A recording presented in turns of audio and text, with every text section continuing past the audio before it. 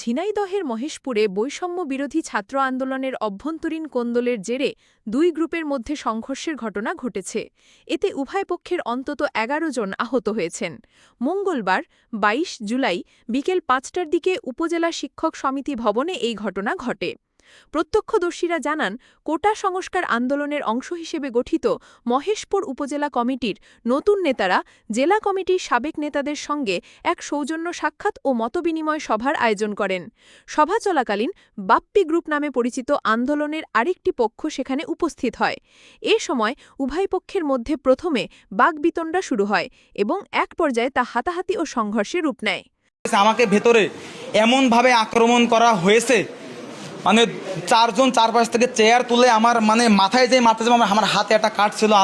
আল্লাহর কি রহমতে কাঠের জন্য আমি বেঁচে গেছি, না হয় ওইখান থেকে আমার লাশ বাহির হতো। যারা গোপনীয়ভাবে বিভিন্ন জায়গা থেকে টেন্ডার, বালির বাণিজ্য এবং বিভিন্নভাবে অর্থনৈতিকভাবে যারা তাদেরকে সহায়তা করে এবং জেলার ওরা আমাদের মহেশপুরে যারা আছে যাদের সাথে লেনদেন হয় তাদেরকে নিয়েই কিন্তু এই হিডেন মিটিংটা কিন্তু করেছে।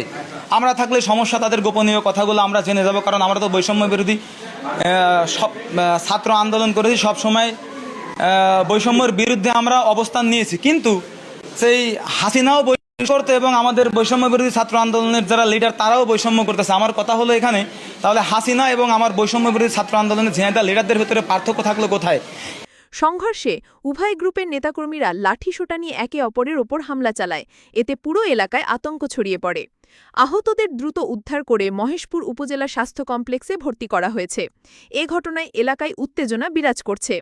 পরিস্থিতি নিয়ন্ত্রণে রাখতে ঘটনাস্থলে অতিরিক্ত পুলিশ মোতায়েন করা হয়েছে বলে জানিয়েছে স্থানীয় প্রশাসন।